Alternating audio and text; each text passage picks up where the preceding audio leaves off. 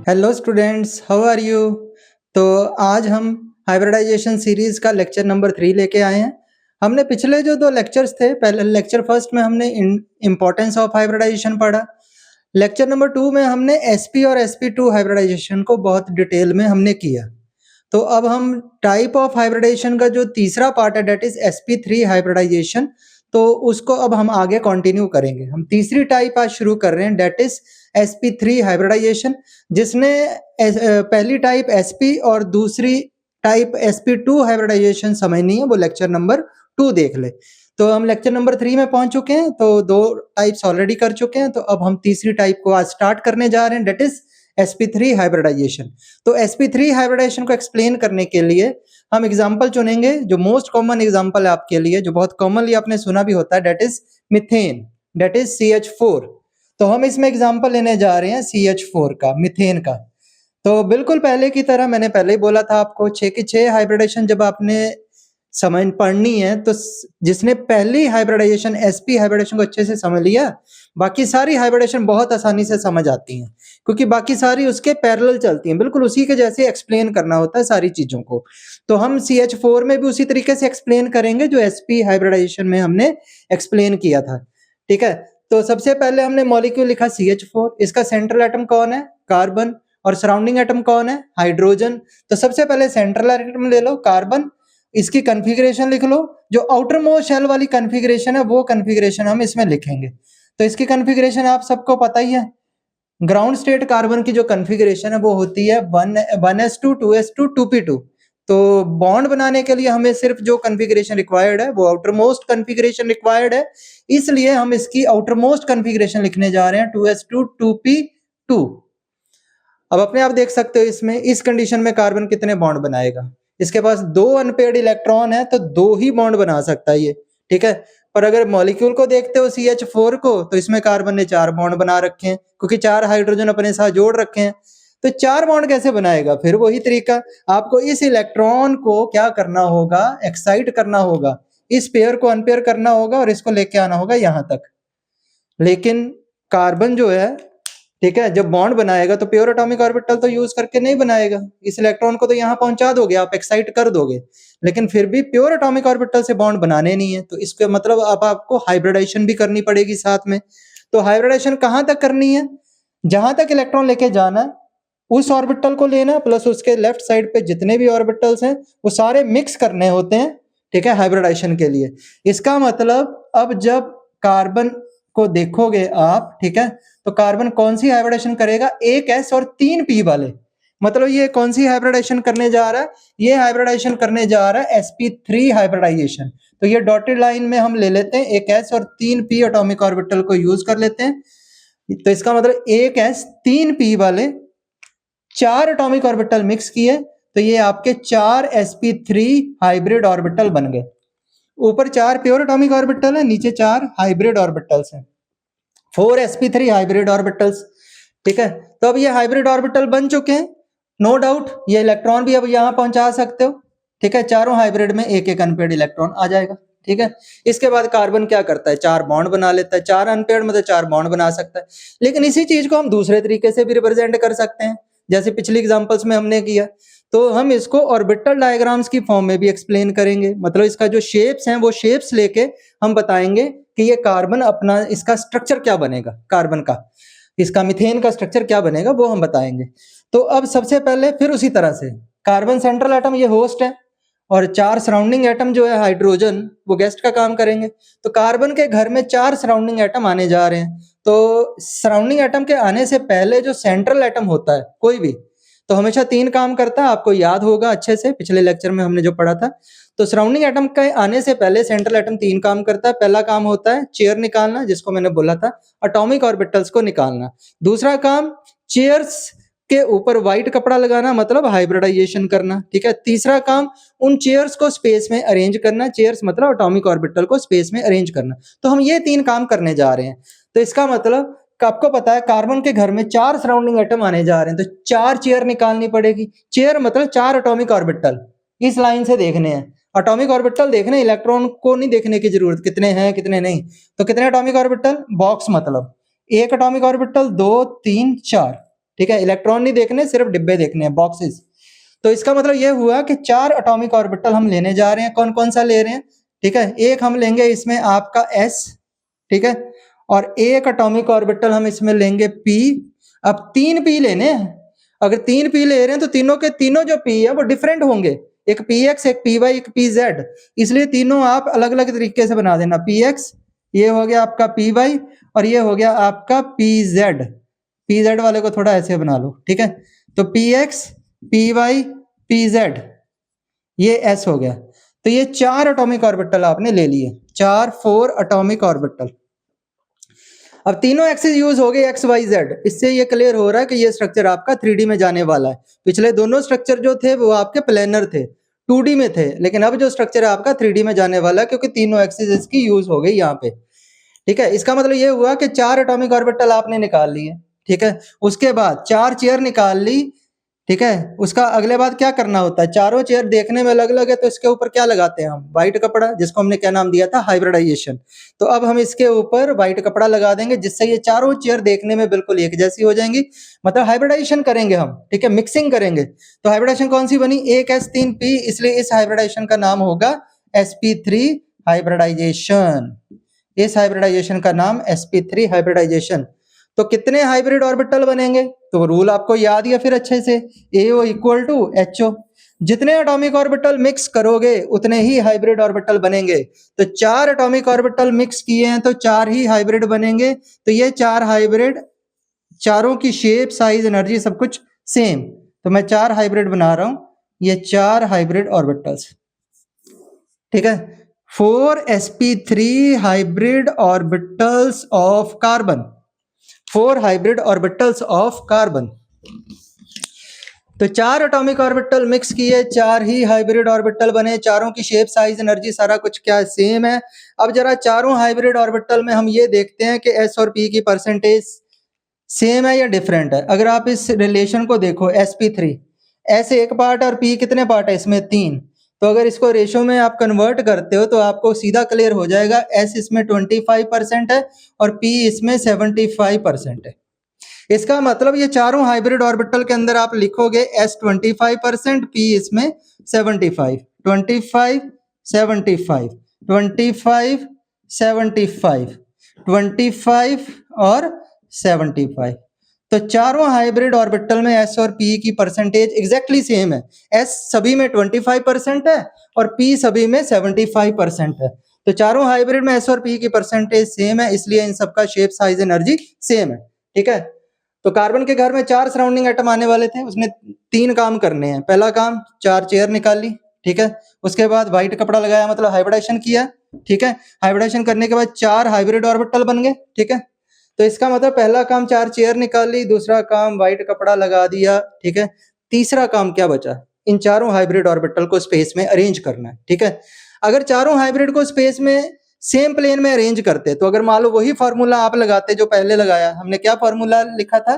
360/n, जो पिछले lecture में हमने पढ़ा था ट्रिक। 360/n, n क्या था? Hybrid orbital. तो यहाँ आपके पास 4 हाइब्रिड ऑर्बिटल है। ठीक है, तो 360/4, तो ये एंगल आ जाएगा 90 डिग्री। तो इसका मतलब 4 हाइब्रिड ऑर्बिटल अगर सेम प्लेन में रखने हो तो कितने एंगल पे रखोगे? 90 पे।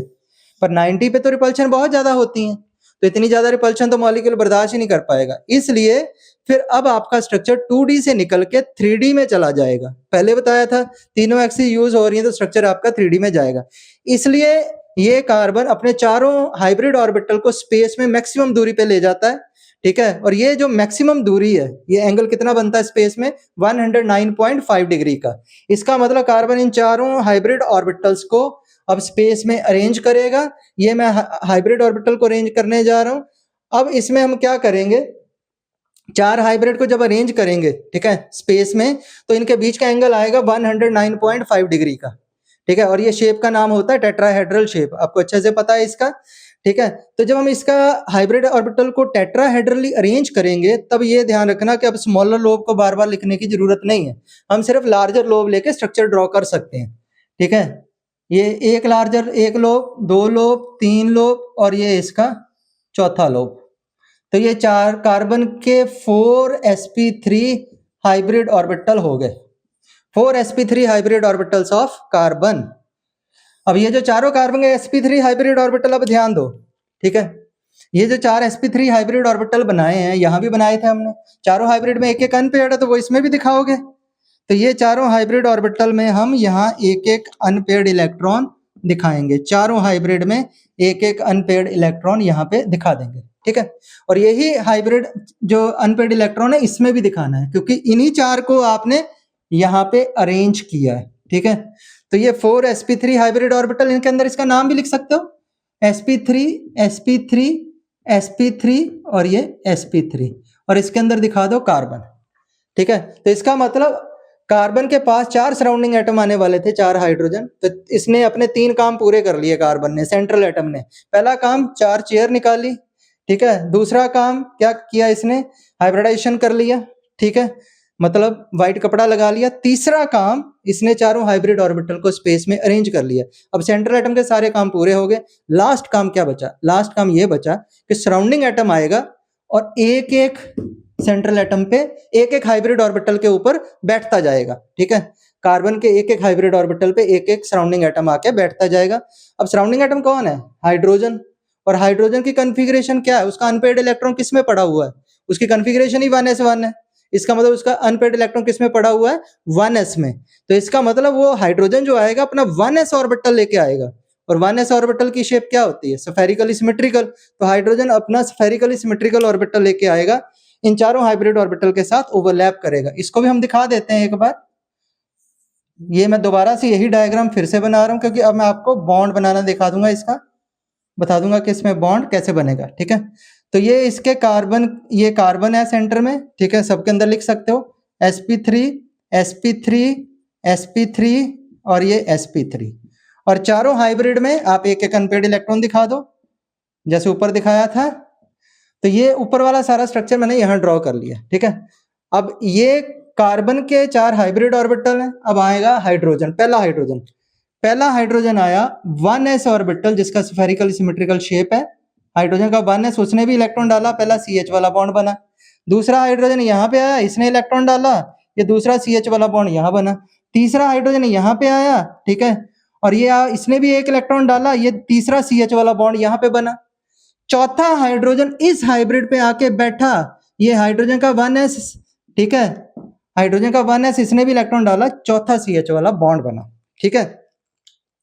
तो अब इसी चीज को हम स्ट्रक्चर में कन्वर्ट कर दो, जो हाइब्रिड ऑर्बिटल्स का अरेंजमेंट है वही तो बॉन्ड्स का अरेंजमेंट है ये वाला, ठीक है। तो इसका मतलब इसी चीज को अब हम स्ट्रक्चर में कन्वर्ट कर रहे हैं, ठीक है। ये स्ट्रक्चर आप कैसे ड्रॉ करोगे, कुछ इस तरह से, ठीक है। ये पहला बॉन्ड, दूसरा CH तीसरा, ये CH वाला चौथा बॉन्ड। तो इसका मतलब इसी को हमने लाइन वाले स्ट्रक्चर में रिप्रेजेंटेशन में चेंज कर दिया। तो इसका मतलब ये 4 CH वाले बॉन्ड बन गए। ये स्ट्रक्चर का नाम होता है टेट्राहेड्रल, ठीक है। लेकिन वो पता कैसे लगा ये टेट्राहेड्रल है, ठीक है। थोड़ा सा इसको देख लो, इसको भी डॉटेड लाइन से जोड़ लो ऐसे। जब आप डॉटेड लाइन से जोड़ोगे तब आपको ये दिखेगा, कैसा दिखती है शक्ल, टेट्राहेड्रन जैसी। तो रेड लाइन, ये डॉटेड लाइन की कोई ज्यादा इंपॉर्टेंस नहीं है, सिर्फ शक्ल देखने के लिए, शेप देखने के लिए हमने इसको डॉटेड लाइन को बना लिया, ठीक है। तो ये जो स्ट्रक्चर है, ये आपके स्ट्रक्चर का नाम क्या है, टेट्राहेड्रल स्ट्रक्चर। और ये जो एंगल है, ये एंगल यही वाला एंगल है जो यहाँ पे एंगल है इसका। ये एंगल हमने कितना लिखा था, ये लिख सकते हैं, ये एंगल था 109.5 डिग्री।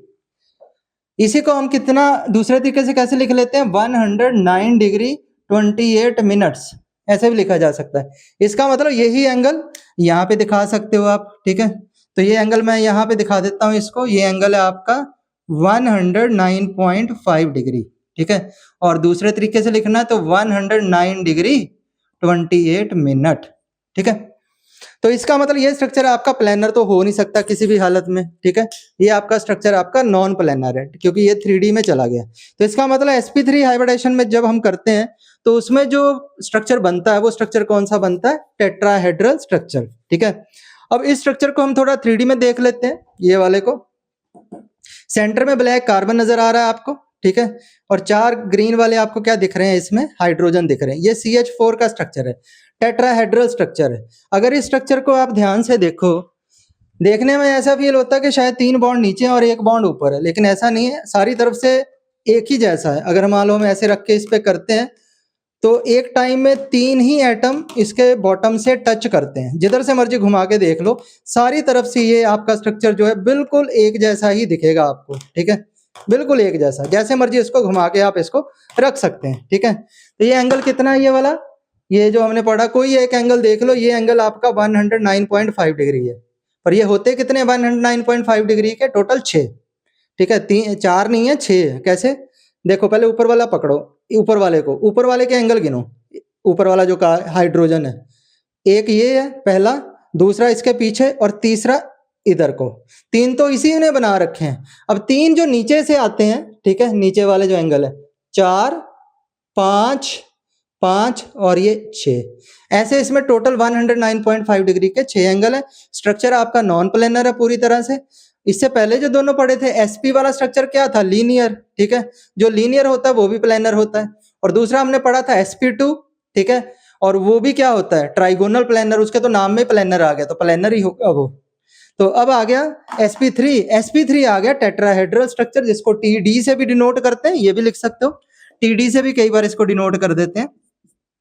ये स्ट्रक्चर है आपका टेट्राहेड्रल, TD से डिनोट कर दिया, और ये आपका क्या कहलाएगा, नॉन प्लेनर, ठीक है। तो ये हमारा sp3 हाइब्रिडाइजेशन पूरा हो गया। तो अब हम अगली टाइप शुरू कर रहे हैं, डेट इज sp3d हाइब्रिडाइजेशन। इस हाइब्रिडाइजेशन को समझने के लिए हम एग्जांपल ले रहे हैं pf5 का। तो पैटर्न वही रखेंगे जो हमने सबसे पहली हाइब्रिडाइजेशन पढ़ी थी, डेट इज sp हाइब्रिडाइजेशन। उसी पैटर्न पे हम सारी चीज को एक्सप्लेन करेंगे। तो एग्जाम्पल हम ले रहे हैं pf5 का sp3d हाइब्रिडाइजेशन को समझने के लिए। तो इसमें सेंट्रल एटम फास्फोरस है, तो फास्फोरस की आउटर मोस्ट इलेक्ट्रॉनिक कन्फिग्रेशन आपने लिख ली। इसकी आउटर मोस्ट कन्फिग्रेशन है 3s2 3p3, 3s2 3p3। अब इसमें थर्ड शेल आ गया, 3s और 3p थर्ड शेल के सब शेल्स हैं। इसका मतलब जब 3p प्रेजेंट है तो 3d भी इसमें पड़ा हुआ है, पर वो जो 3d है वो वैकेंट पड़ा हुआ है। तो लेकिन हम उसको लिखेंगे जरूर, 3d को भी हम यहाँ पे जरूर लिखेंगे। तो ये हमने 3d ऑर्बिटल भी लिख लिया। तो अगर फास्फोरस की ये कन्फिग्रेशन देखते हैं तो इसके अकॉर्डिंगली ये कितने बॉन्ड बना सकता है, सिर्फ 3 बॉन्ड बना सकता है, क्योंकि इसके पास सिर्फ 3 ही अनपेयर्ड इलेक्ट्रॉन है। तो लेकिन यहाँ बनाने कितने, इसको 5 बनाने हैं, क्योंकि 5 फ्लोरीन इसने जोड़ रखे हैं। तो वो एक ही तरीके से पॉसिबल है। अगर ये आपका जो इलेक्ट्रॉन है, यहाँ से आप एक्साइट करके कहाँ पहुंचा दो, यहाँ पे, ठीक है, इसका मतलब आपका इलेक्ट्रॉन यहाँ से लेके यहाँ तक जाएगा। तो यहाँ तक जितने भी ऑर्बिटल्स हैं उन सबको आप क्या करोगे, हाइब्रिडाइज करोगे, बिल्कुल पहले की तरह, ठीक है। क्योंकि जो फास्फोरस है वो हाइब्रिड ऑर्बिटल्स का यूज करके बॉन्ड बनाना पसंद करेगा। हाइब्रिडाइजेशन इसलिए वो करेगा ताकि हाइब्रिड ऑर्बिटल बन सके। तो इसका मतलब कितने ऑर्बिटल लेने हैं, जहां तक इलेक्ट्रॉन लेके जाना है उसको, उस प्लस उसके लेफ्ट साइड वाले जितने भी हैं वो सारे इंक्लूड करने हैं आपको, ठीक है। तो इसका मतलब 1 2 3 4 5, ये कौन सा था, ये 3s था, ये 3p था, और ये क्या था आपका 3d। 3s का 1, p के 3 और d का 1 ऑर्बिटल, ये पांचों एटॉमिक ऑर्बिटल्स को अब हम मिक्स करेंगे, मतलब हाइब्रिडाइज करेंगे। तो ये हाइब्रिडाइजेशन आपकी कौन सी बन जाएगी, sp3d, sp3d। इसलिए इस हाइब्रिडाइजेशन का नाम होगा sp3d हाइब्रिडाइजेशन। इसका मतलब पहले ये 5 एटॉमिक ऑर्बिटल थे ऊपर वाली लाइन में, लेकिन यहाँ पे आपके 5 हाइब्रिड ऑर्बिटल बन चुके हैं, जिसको मैंने रेड डॉटेड लाइन से बाउंड्री लाइन लगाई है, ठीक है। तो चलो अब हाइब्रिड ऑर्बिटल बन चुके हैं, ये इलेक्ट्रॉन भी एक्साइट हो गया यहाँ पे।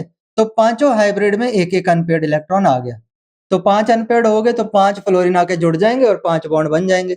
लेकिन इसी चीज को अब हम दूसरे तरीके से भी एक्सप्लेन करेंगे, जैसे हम पहले करते आए हैं कि ऑर्बिटल डायग्राम जो शेप्स है उनकी ऑर्बिटल की शेप्स को लेके हम कैसे इसको रिलेट कर पाएंगे, ठीक है, ताकि हम इसका स्ट्रक्चर ड्रॉ कर सकें।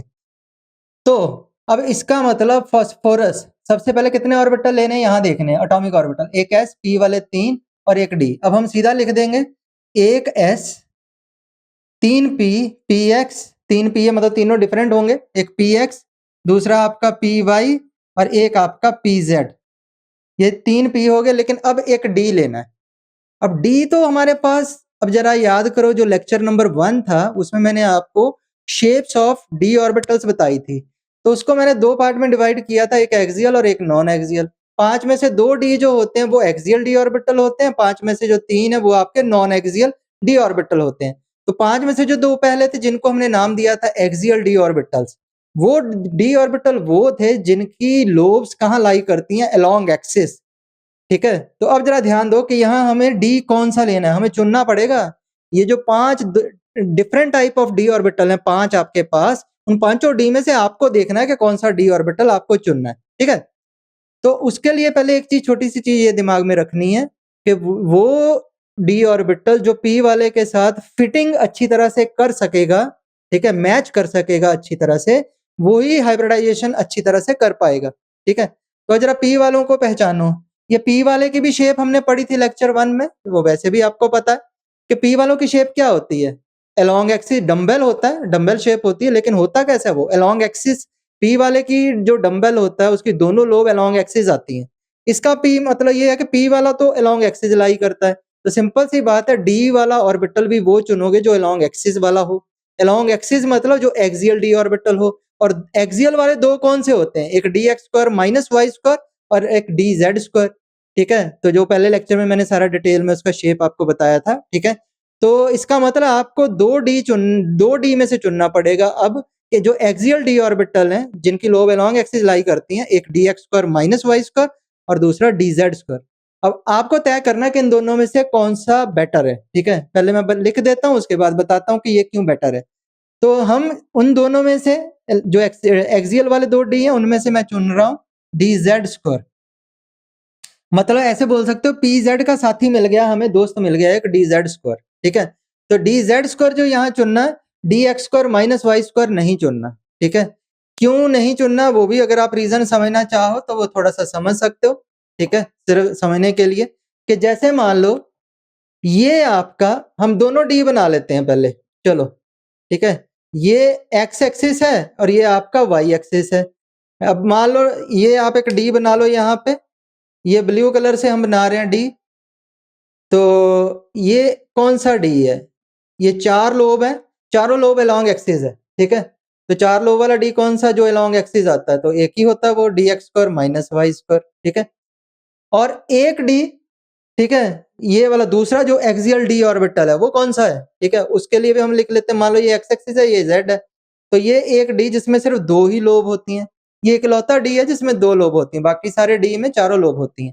तो ये डी कौन सा था? D Z square. इसमें एक इलेक्ट्रॉन डेंसिटी का रिंग भी आएगा, वो मैं नेग्लेक्ट कर रहा हूँ क्योंकि उसको एक्सप्लेनेशन में, ठीक है, रिलेट करने की कोई जरूरत नहीं पड़ेगी, ठीक है? तो अब देखो, ये हमने डी जेड स्क्वायर ही चुना, हमारे पास 3 पी थे, p x p y p z. अगर मान लो यहाँ पे आप देखो ये कौन सी एक्सिस पे आ रही है लोब? डी वाले की दोनों लोब जेड एक्सिस पे आ रही हैं। इन तीनों पी में से कोई पी अगर मैच कर सकता है तो कौन सा मैच कर सकता है? ये पी जेड, जेड वाला। तो अब देखो मैं एक पी वाला बना रहा हूँ, डी वाला मैंने ब्लू कलर से बना रखा है, ठीक है? अब मैं एक पी वाला बना रहा हूँ, ठीक है? ये कौन सा पी है जो अब मैंने ग्रीन कलर वाला बनाया, ठीक है? ये बनाया मैंने क्योंकि ये जेड एक्सिस पे दोनों लोब आ रही है ग्रीन कलर वाली, तो ये पी जेड है। तो अगर आप यहाँ पे ध्यान से देखो, पी जेड की दोनों ग्रीन कलर वाली लोब, डी जेड स्क्वायर वाला जो दोनों लोब है ब्लू वाली, तो वो दोनों लोब के अंदर पी जेड की दोनों लोब पूरी तरह से फिट हो गई, ये परफेक्ट फिटिंग आ गई इसमें, ठीक है? डी जेड स्क्वायर की जो ब्लू कलर वाली लोब है उसके अंदर ग्रीन कलर वाला जो पी जेड है वो पूरी तरह फिट हो गया, ठीक है? अब यही चीज इसमें देखते हैं, इसमें 2 एक्सिस पे है, d x square minus y square कहाँ लाई कर रहा है? या तो एक्स एक्सिस पे या फिर वाई एक्सिस पे लाई कर रहा है, ठीक है? तो अगर ये 4 लोब हैं जो अलोंग एक्सिस है, अब बचे पीजेड, तो यहाँ यूज करके देख लिया। अब एक्स वाई एक्सिस है तो या तो पी एक्स ले सकते हो या पी वाई, इन दोनों में से कोई एक चुन लेता हूँ। मान लो मैंने ये वाला चुन लिया, पी वाई वाला। अब ध्यान दो, मैं ये 4 लोब ग्रीन ब्लू वाली जो लोब वाला ये डी ऑर्बिटल है, d x square minus y square, तो मैं अब एक रेड कलर से बना रहा हूँ, ये वाला 2 लोब वाला। ये कौन सा पी है? ये रेड कलर वाला जो पी है ये पी वाई है। क्यों? क्योंकि ये 2 लोब है, दोनों वाई एक्सिस पे आ रही है, ये पी वाई है। तो अब आप अपने आप देख सकते हो कि पी वाई की जो 2 लोब है, जो पी वाई की 2 लोब है, वो डी एक्स स्क्वायर की चारों लोब में पूरी तरह फिट नहीं आ रही। D x square minus y square की 4 लोब में से सिर्फ 2 लोब में आपका पी वाई की 2 लोब आई, तो डी की 2 लोब इसमें खाली रह गई। ये फिटिंग प्रॉपर नहीं है, इसलिए हम इसको यूज नहीं करेंगे, ठीक है? तो इसको अपना साइड में अलग से लिखना हो तो लिख सकते हो कि नॉट दिस वन, हम कौन सा यूज करेंगे, ये वाला, ये यूज नहीं करेंगे, हम यूज करेंगे dz²। इसलिए मैंने यहाँ पे sp3d में जो d ऑर्बिटल यूज हुआ है वो कौन सा यूज किया है, डेट इज dz²। ठीक है, ये एक अलग चीज हो गई, इसको बाद में अगर नोट करना चाहो तो कर लेना। ठीक है, तो इसका मतलब अब वापिस आते हैं, तो फास्फोरस के घर में 5 फ्लोरीन आने वाले थे। ठीक है, इसको हम हटा देते हैं ताकि कंसेप्ट को आगे बढ़ा सके। फास्फोरस के घर में 5 फ्लोरीन आने वाले हैं, 5 सराउंडिंग एटम। ठीक है, तो 5 सराउंडिंग एटम के लिए हमने 5 चेयर निकाल ली। कौन कौन सी, 1 2 3 4 5, एक s 3 p और d। ठीक है, मतलब 5 एटॉमिक ऑर्बिटल हमने निकाल लिए। ठीक है, उसके बाद क्या करना होता है, जैसे हमने पहले पढ़ा था, हाइब्रिडाइजेशन कौन सी बनी, sp3d। एक चीज मैं आपको इसमें और बता देता हूं। ठीक है, इसको कई बार ऐसे भी लिखा जाता है, यही sp3d हाइब्रिडाइजेशन को कई बार ऐसे भी लिखा जाता है। अगर मान लो इन दोनों का हम एक कॉम्बिनेशन बना दे sp2, इसको हम एक कॉम्बिनेशन बना देते हैं, ये इसका कॉम्बिनेशन है ये वाला sp2 और ये आता है pd। ये जब हम इसका स्ट्रक्चर बनाएंगे फाइनल स्ट्रक्चर, तो वहां आपको ये चीज समझ आएगी कि ये जो sp2 वाले ऑर्बिटल्स हैं, हाइब्रिड ऑर्बिटल्स हैं sp2 वाले, ये यूज होंगे आपके इक्वेटोरियल बॉन्ड्स में, इक्वेटोरियल बॉन्ड्स में।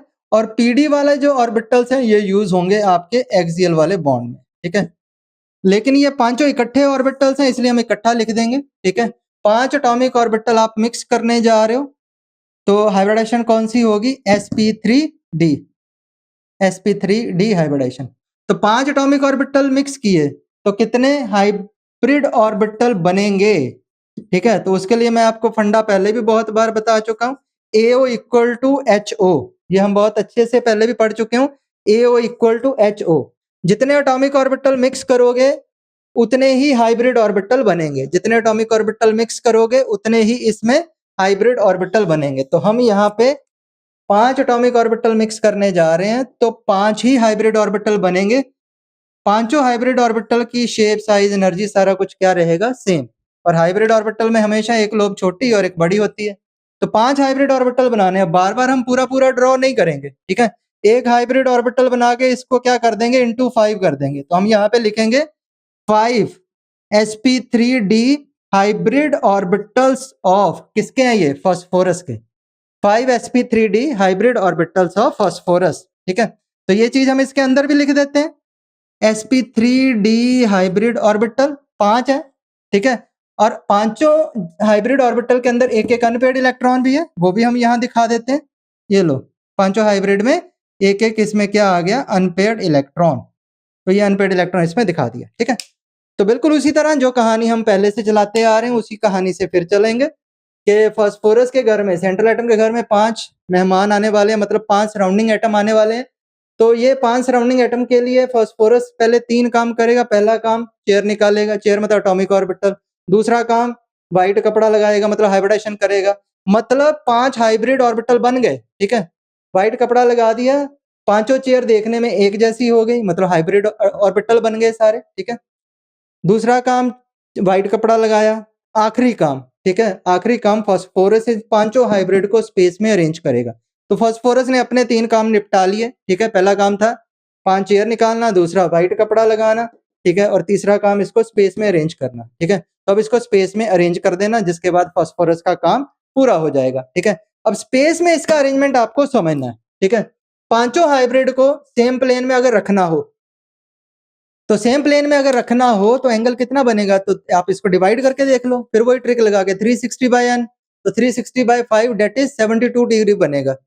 तो ये तो एंगल ही बहुत कम है, इतना कम एंगल है कि सारे हाइब्रिड ऑर्बिटल एक दूसरे को बहुत स्ट्रांगली रिपेल करना शुरू कर देंगे। इसका सीधा मतलब ये है कि पांचों हाइब्रिड ऑर्बिटल को आप सेम प्लेन में नहीं रखोगे क्योंकि आपके पास ऑप्शंस अवेलेबल हैं। तो करता क्या है फास्फोरस, 5 में से 3 हाइब्रिड को सेम प्लेन में रखता है। अब 3 को तो सेम प्लेन में रखना है, तो जिनको सेम प्लेन में रखना है उनके लिए तो हम ट्रिक लगा सकते हैं 360/n। n यहाँ क्या है, नंबर ऑफ हाइब्रिड ऑर्बिटल। तो कितने सेम प्लेन में रखने हैं, 3, तो 360/3 डेट इज 120। इसलिए फास्फोरस क्या करता है, 3 हाइब्रिड को सेम प्लेन में रखता है। ठीक है, तो सेम प्लेन में अगर रखना है तो इसको आप थोड़ा शेप देने के लिए ऐसा दिखा सकते हो, थोड़ा आसान लगता है, आप ट्रायंगल जैसा बना लिया करो, ठीक है? सबसे आसान काम है कि इसको कैसे बना लिया करो, ये ट्रायंगल जैसा। पहले ट्रायंगल तैयार कर लिया करो, इसके सेंटर पॉइंट से शुरू करके 3 हाइब्रिड ऑर्बिटल बना दिया करो। ये पहला हाइब्रिड, कॉर्नर तक लेके जाओ, ये दूसरा हाइब्रिड। हम अब सिर्फ लार्जर लोब बनानी है, स्मॉलर लोब नहीं बनानी, क्योंकि बार-बार स्मॉलर लोब बनाने की ज़रूरत नहीं है। तो ये तीनों हाइब्रिड ऑर्बिटल आपके सेम प्लेन में आ गए। ऐसे मान लो ये मतलब ये फास्फोरस है सेंटर में जो न्यूक्लियस है, ठीक है? 3 हाइब्रिड बोर्ड के प्लेन में या आपके कॉपी के प्लेन में, तो 2 हाइब्रिड कहाँ पे हैं? सिंपल सी बात है। अगर ये बोर्ड के प्लेन में है तो एक हाइब्रिड, ऐसे मान लो ये एक हाइब्रिड ऑर्बिटल है, ठीक है? स्मॉलर लोब नहीं दिखाई, लार्जर ही बता रहा हूँ। ये लो, ये हाइब्रिड ऑर्बिटल चौथा आपका आउटसाइड प्लेन है, आपकी तरफ है, ठीक है? तो 5वां हाइब्रिड कहाँ पे है? ठीक है? 5वां हाइब्रिड, ठीक है? ये हाइब्रिड आपका इनसाइड प्लेन है, ठीक है? अगर एक आउटसाइड प्लेन है तो 5वां हाइब्रिड उल्टा अंदर वाले बोर्ड के अंदर वाली साइड पे है, ठीक है? तो ये अरेंजमेंट होगा इसका। तो ये जो हाइब्रिड है, ये हाइब्रिड को मैं ऐसे दिखा देता हूँ, जो इनसाइड और आउटसाइड वाले हैं। तो ये इनसाइड और आउटसाइड वाले को आप अलग कलर से दिखा दो, मैं इसको ग्रीन कलर से दिखा देता हूँ, ठीक है? तो ये इसका अरेंजमेंट हो गया, ठीक है? 5 हाइब्रिड हो गए, पांचों का नाम भी लिख देते हैं नीचे इसके, 5sp3d hybrid orbitals of phosphorus. थोड़ा ऊपर लिख लेते हैं क्योंकि अभी और बहुत कुछ लिखना है नीचे। 5sp3d hybrid orbitals of phosphorus. तो ये हमने इसके हाइब्रिड ऑर्बिटल्स लिख दिए। अब पांचों हाइब्रिड में एक-एक अनपेयर्ड भी है, तो वो भी हमें दिखाना है इसके अंदर, तो वो भी हम दिखा देते हैं यहाँ पे। ये हाइब्रिड ऑर्बिटल्स के अंदर एक-एक अनपेयर्ड इलेक्ट्रॉन यहाँ पे आ गया, ऐसे, इस तरह से, ठीक है? तो अब अगला काम, देखो, बिल्कुल पहले की तरह फास्फोरस के घर में 5 फ्लोरीन आने वाले थे, तो पांचों फ्लोरीन के आने से पहले, सराउंडिंग एटम के आने से पहले सेंट्रल एटम 3 काम करता है, चेयर निकालता है मतलब एटॉमिक ऑर्बिटल्स निकालता है, दूसरा काम व्हाइट कपड़ा लगाता है मतलब हाइब्रिडाइजेशन करता है, वो भी काम कर लिया इसने, और आखिरी काम उसको स्पेस में अरेंज भी कर लिया, ठीक है? तो इसका मतलब स्पेस में अरेंज कर लिया, अब फास्फोरस के काम खत्म है। लास्ट काम क्या बचा? लास्ट काम बचा, सराउंडिंग एटम आएगा और एक-एक हाइब्रिड ऑर्बिटल पे बैठता जाएगा। पर सराउंडिंग एटम कौन है? pf5 है एग्जांपल, तो फ्लोरीन आपका सराउंडिंग एटम है। अब फ्लोरीन का अनपेयर्ड इलेक्ट्रॉन 2p में पड़ा है क्योंकि 2p5 उसकी कॉन्फ़िगरेशन है। तो फ्लोरीन अपना 2p ऑर्बिटल लेके आएगा जिसकी शेप है डंबल शेप, और वो इसके साथ क्या करेगा? ओवरलैप करेगा। तो मैं दोबारा पूरा स्ट्रक्चर नहीं बनाऊंगा, इसी पे ही दिखा देता हूँ कि बॉन्ड कैसे बनेगा। अभी सिर्फ फास्फोरस के हाइब्रिड बनाए थे, अब इसी पे बॉन्ड बना के दिखा देता हूँ आपको, ठीक है? इसी के नीचे हम बना देते हैं, इसी के नीचे हम साथ-साथ में बॉन्ड बना देते हैं। ये कैसे बॉन्ड बनाएंगे इसका? यहाँ देखो, ये पहला फ्लोरीन आया, ये इसने ओवरलैप किया, ये फ्लोरीन का 2p है और इसने इलेक्ट्रॉन डाला, ये पहला pf वाला बॉन्ड बन गया। दूसरा फ्लोरीन इधर दिखा दिया, ये इसका डंबल शेप, दूसरे फ्लोरीन का इसने इलेक्ट्रॉन डाला, दूसरा बॉन्ड। तीसरा फ्लोरीन हमने यहाँ दिखा दिया, ये इसने ओवरलैप किया, तीसरा बॉन्ड। चौथा फ्लोरीन इधर दिखा दो, इसका 2p, ये चौथे फ्लोरीन का 2p, इसने इलेक्ट्रॉन डाला, चौथा बॉन्ड। ये पांचवा फ्लोरीन इधर दिखा दो, इसने इलेक्ट्रॉन डाला, ठीक है? और ये पांचवा pf वाला बॉन्ड। इसका मतलब ये हुआ, तो इसका फाइनल स्ट्रक्चर जो है अब ड्रॉ करना जा रहे हैं। जिधर हाइब्रिड ऑर्बिटल्स हैं उसी डायरेक्शन में आपके बॉन्ड दिखाने हैं आपको, वो बॉन्ड ही तो बनाए हैं। तो ये पांचों बॉन्ड का अरेंजमेंट तो पता लग गया, इसको अब लाइन वाली, सॉलिड लाइन वाली फॉर्म में दिखा दो। तो अब फाइनल स्ट्रक्चर हम ड्रॉ करने जा रहे हैं। स्ट्रक्चर को ध्यान से देखना, अपनी कॉपी के अकॉर्डिंगली भी, और हम उसको 3D में भी देखेंगे, ठीक है? 3 बॉन्ड आपके कॉपी के प्लेन में है, मतलब बोर्ड के प्लेन में है, ठीक है? तो जो चीज प्लेन में है उसको हम पहले शेप दे लेते हैं, ठीक है? तो इसको हम क्या करते हैं, पहले ये ट्रायंगल बना लेते हैं। तो हमने क्या किया, ये ट्रायंगल जैसा ड्रॉ कर लिया इस तरह से, ठीक है? सेंटर में रखा हमने इसमें फास्फोरस, ये लो। अब पहला फ्लोरीन इधर है, दूसरा इधर है, तीसरा, मतलब जो इसके ट्रायंगल के तीनों कॉर्नर है वहां पे क्या लगाना है? फ्लोरीन लगाने हैं 3, 1, 2 और ये 3। 3 फ्लोरीन हमने यहाँ लगा दिए, ठीक है? ये क्या था एटम आपका? फास्फोरस था। ये एटम जो आपका यहाँ पे आपने बनाया, ये कौन सा एटम है? ये फास्फोरस है। ये जो 3 बॉन्ड हमने बनाए हैं, ये कॉपी के प्लेन में है। आपके बोर्ड के प्लेन, ये बोर्ड के प्लेन में है या आपकी कॉपी के प्लेन में? ये तीनों सेम प्लेन में, तीनों के बीच का एंगल अभी निकाला था 360/3, दैट इज ये एंगल आपका कितने का होगा, दैट इज 120 का। ये जो तीनों बॉन्ड सेम प्लेन में है, जो आपकी कॉपी के प्लेन में होते हैं, इनको बॉन्ड को नाम देते हैं इक्वेटोरियल बॉन्ड, और इसको हम ई से डिनोट कर देंगे, ई से, छोटा ई, ठीक है। तो ये इक्वेटोरियल बॉन्ड है, इसको हमने ई से डिनोट कर दिया, ठीक है। बचे दो बॉन्ड, ठीक है। तो वो दो बॉन्ड कहाँ पे लगे हुए हैं उसको ध्यान से देखना, जैसे वो अरेंजमेंट बताया था वही अरेंजमेंट है ये वाला।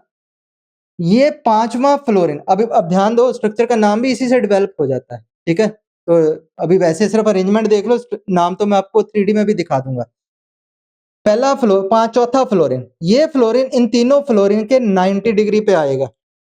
इसको मैं जरा आपको अच्छे से बता देता हूँ। अगर ये चौथा फ्लोरीन जो है ऐसे आउटसाइड प्लेन है, तो ये फ्लोरीन इन तीनों फ्लोरीन के 90 पे आएगा। मतलब ये जो चौथा फ्लोरीन है, ये तीनों इक्वेटोरियल फ्लोरीन के साथ 90 पे आ रहा है, तो इस फ्लोरीन का नाम होगा एक्सियल फ्लोरीन।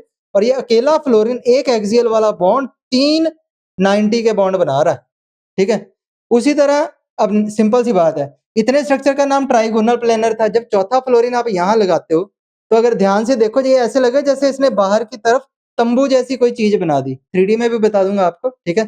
तो इसलिए इतने स्ट्रक्चर का नाम लिखना हो तो आप नाम लिखोगे ट्राइगोनल पिरामिडल, क्योंकि जो तंबू जैसी चीज होती है ना ऐसी, ठीक है, उस तंबू जैसी चीज को हम क्या बोलते हैं, ठीक है, पिरामिडल शेप। तो इसका मतलब इतने स्ट्रक्चर का नाम ट्राइगोनल प्लेनर है अगर रखना होता तो। पर यहाँ तो चौथा फ्लोरीन यहाँ पे जो एक्सियल है, तो अगर ये लगा देते तो ये तंबू जैसा बन जाएगा। 90 पे जो भी बॉन्ड आता है, एंगल आता है, बॉन्ड आता है, मतलब वो तंबू गाड़ देता है, ठीक है। तो इसका मतलब इतने स्ट्रक्चर का नाम लिखना हो तो ट्राइगोनल पिरामिडल कहलाएगा, ठीक है। अभी 390 के एंगल हो गए हैं, ये एक्सियल कहलाएगा फ्लोरीन। अब सेम ऐसे एक और फ्लोरीन है जो कहाँ लगा है, इनसाइड प्लेन, अंदर की तरफ। तो नेचुरली वो भी तो 3 बॉन्ड बनाएगा, वो भी तो तीनों इक्वेटोरियल जो अंदर लगेगा, तीनों फ्लोरीन के साथ 90 पे आएगा। वो भी 390 के एंगल वो जोड़ देगा, टोटल 90 के 6 एंगल हो जाएंगे, और वो भी एक्सियल फ्लोरीन कहलाएगा। तो 3 फ्लोरीन इक्वेटोरियल है और 2 आपके एक्सियल है।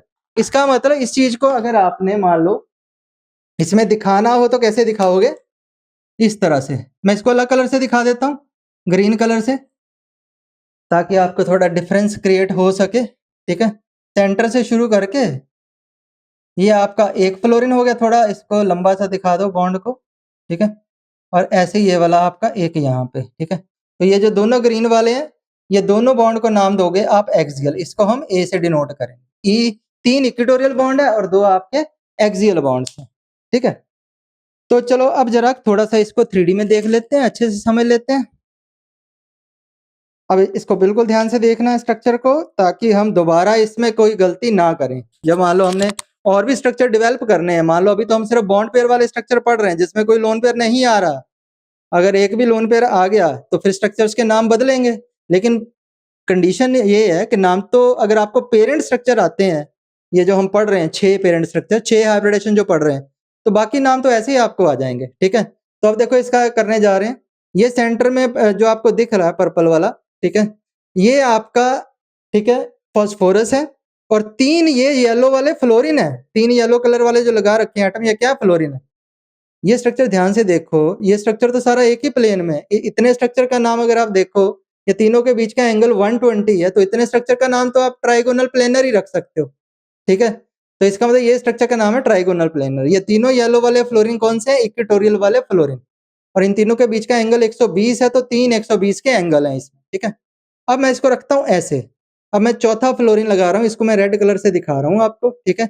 ये रेड वाला फ्लोरीन इन तीनों येलो फ्लोरीन के कितने एंगल पे आया, ये 90 पे आया, दिख रहा है सामने, ठीक है।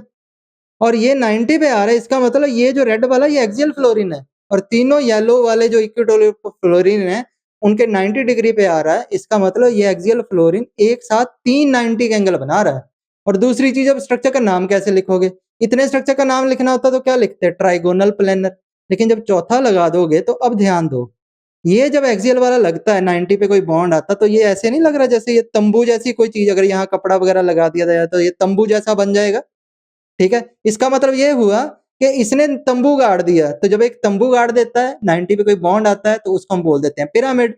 इतने स्ट्रक्चर का नाम ट्राइगोनल था, अब ये जब लगा दिया तो स्ट्रक्चर का नाम बन गया ट्राइगोनल पिरामिडल, ठीक है।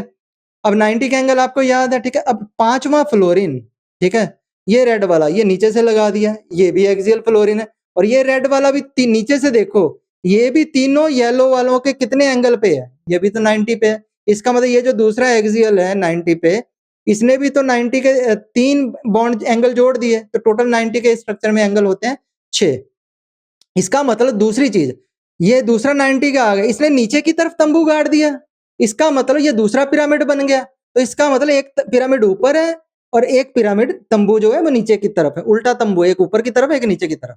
इसका मतलब इस स्ट्रक्चर का नाम बनेगा ट्राइगोनल बाई पिरामिडल। ठीक है, ये स्ट्रक्चर आप अच्छे से देख लो, इधर से भी देख लो आपको कैसे दिखता है, सारी तरफ से देख लो। ठीक है, स्ट्रक्चर जो है ऐसे ऐसे, ठीक है, सारी तरफ से देख लो। जो बोर्ड पे हमने बनाया वो ऐसे है, ये जो 3 येलो है ये आपके बोर्ड के प्लेन में ऐसे हैं। ठीक है, येलो वाले फ्लोरीन, और एक ये आपका रेड वाला आउटसाइड फ्लोरीन है। ठीक है, और एक ये जो रेड वाला ये आपको इनसाइड प्लेन दिखेगा ऐसे। लेकिन नॉर्मली जब हमें ऐसे 3D में सोचना है तो ऐसे सोचना है कि 3 आपके येलो वाले फ्लोरीन सेम प्लेन में है, उसके परपेंडिकुलर में एक एक्सियल में रेड वाला फ्लोरीन है और एक रेड वाला एक्सियल फ्लोरीन उसके नीचे की तरफ है परपेंडिकुलर पे। ठीक है, तो ये स्ट्रक्चर है ट्राइगोनल बाई पिरामिडल। एक चीज इसमें और दिमाग में रखनी है आपने कि ये जो 2 बॉन्ड है इसके एक्सियल वाले, ये दोनों बॉन्ड क्या होते हैं, लेंथी होते हैं। ठीक है, और ये जो 3 इक्वेटोरियल वाले बॉन्ड है येलो वाले, ठीक है, ये तीनों जो बॉन्ड है ये क्या होते हैं, शॉर्टर होते हैं। तो इसमें हम कुछ पॉइंट्स पहले लिखते हैं, पहले तो एंगल्स लिख देते हैं। चलो सारे स्ट्रक्चर का नाम आपको पता लग ही गया, ये स्ट्रक्चर का नाम है ट्राइगोनल बाई पिरामिडल। ट्राइगोनल पूरा नाम यहीं पे लिख देते हैं, ट्राइगोनल बाई पिरामिडल, जिसको हम कॉमनली कैसे डिनोट कर देते हैं, टीबीपी, ट्राइगोनल बाई पिरामिडल। इस स्ट्रक्चर को हम लिख देंगे ट्राइगोनल बाई पिरामिडल। अब दूसरी चीज इसमें ट्राइगोनल बाई पिरामिडल स्ट्रक्चर हमने बता दिया, अब सारे एंगल एक बार बता देते हैं फटाफट। अगर मैं आपको ये पूछूं इसमें एक्सियल एंड इक्वेटोरियल का एंगल कितना है, रेड और येलो का एंगल कितना है, ठीक है, तो ये एंगल आपका होगा जो, ये एंगल आपका होगा आपका 90 डिग्री का। ठीक है, रेड और येलो का एंगल कितना है, 90 डिग्री का। इसका मतलब टोटल एंगल कितने हैं वो तो बता ही दिया, टोटल 90 के एंगल 6 एंगल है। ठीक है, दूसरा इसमें आपको बताना है ई एंड ई का एंगल कितना है, मतलब येलो का येलो के साथ एंगल कितना है, इक्वेटोरियल का इक्वेटोरियल के साथ। तो ये एंगल कितना था, 120, और कितने हैं ये टोटल एंगल, ये टोटल एंगल है इसमें 3। ठीक है, और आखिरी रेड का रेड के साथ, एक्सियल का एक्सियल के साथ, ए एंड ए का एंगल कितना है, तो ये ए एंड ए का एंगल है 180 डिग्री। ठीक है, तो ये सिर्फ एक ही है जैसा स्ट्रक्चर में दिख रहा है, रेड के साथ। ये स्ट्रक्चर है आपका ट्राइगोनल बाई पिरामिडल स्ट्रक्चर। लेकिन इसमें एक चीज और लिखनी है आपको कि जो पी एफ एक्सियल इक्वेटोरियल वाला बॉन्ड है, ये भी पूरा लिख लो, इसको कंप्लीट कर लो। ठीक है, ये शॉर्टर है, इसमें इसकी बॉन्ड लेंथ कम होती है, और जो एक्सियल वाला बॉन्ड है पी एफ एक्सियल, वो बॉन्ड इसका क्या होता है, लेंथ ही होता है। तो इस चीज को हम यहाँ मार्क कर देते हैं अच्छे से बॉक्स के अंदर कि इसके 2 बॉन्ड लेंथी हैं रेड वाले, और 3 येलो वाले जो बॉन्ड है वो क्या है आपके, ठीक है, शॉर्टर है। ठीक है, इसका रीजन वगैरह हम बाद में पढ़ेंगे बेंड्स रूल वगैरह में, लेकिन अभी इसका इतना हम लिखेंगे। तो ये हमारी हो गई sp3d हाइब्रिडाइजेशन, और ये भी दिमाग में रखना ये स्ट्रक्चर आपका नॉन प्लेनर है। ठीक है, ये भी नॉन प्लेनर है।